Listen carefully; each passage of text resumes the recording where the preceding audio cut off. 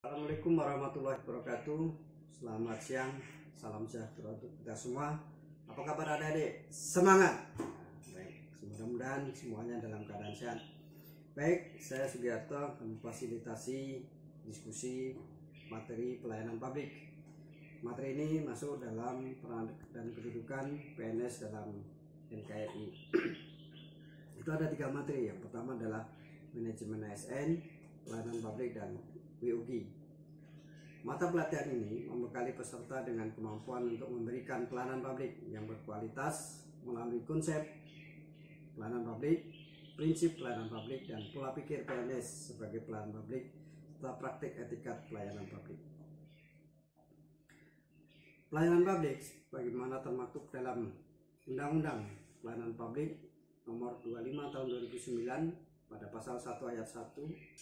Di sana dikatakan bahwa pelayanan publik adalah kegiatan atau rangkaian kegiatan dalam rangka pemenuhan kebutuhan pelayanan sesuai dengan peraturan perundang-undangan bagi setiap warga negara dan penduduk atas barang, jasa, dan atau pelayanan administrasi.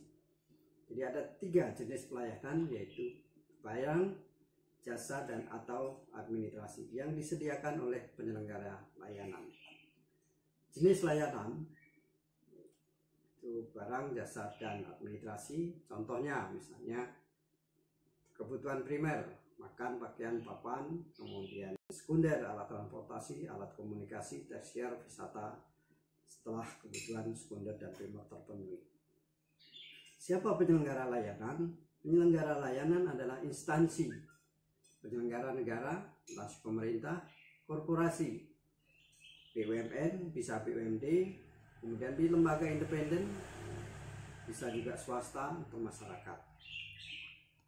Standar pelayanan publik meliputi keakuratan, ketepatan data, kemudian kemudahan akses, kemudahan persyaratan, kemudahan fasilitas, kecepatan, ketepatan waktu, kepastian hukum jika ada pengaduan pada siapa dan seterusnya, kemudian kepastian biaya, berapa biaya yang akan dilayani. Kemudian prinsip pelayanan publik yang pertama adalah partisipasi. Jadi pelayanan dilaksanakan pada dasar partisipasi masyarakat, transparan, terbuka, responsif, kemudian tidak diskriminasi, tidak membeda-bedakan, kemudian mudah dan murah, efektif dan efisien, aksesibel, kemudian akuntabel dan berkeadilan.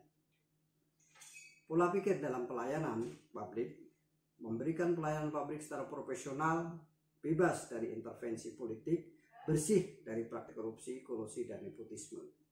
Dengan menganut nilai dasar jujur, tanggap, cepat, tepat, akurat, berdaya guna, berhasil guna, dan santun.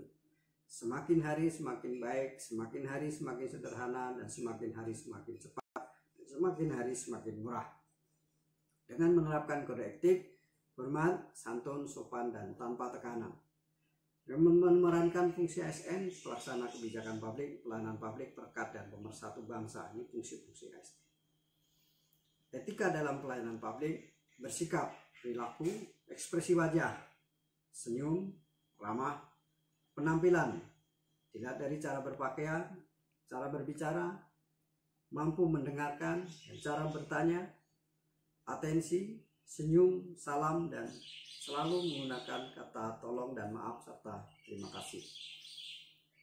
Aplikasi dalam pelayanan publik, tampil ramah, tampil ceria, tampil yakin, dan tampil rapi, tampil sopan dan penuh hormat, pemaaf, sangat memaafkan, senang memaafkan, kemudian senang bergaul, senang belajar dari orang lain, dan senang pada yang wajar, serta senang menyenangkan orang lain.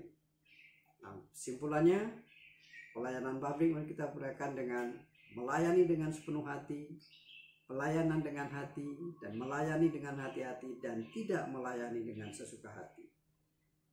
Selanjutnya, saudara bisa mendalami tentang pelayanan publik ini melalui modul pelayanan publik dan bahan tayang atau bahan ajar yang sudah disediakan. Nanti saudara bisa mendalaminya di Google Classroom Nanti saya tunggu saudara di Google Classroom, kita akan diskusi lebih lanjut.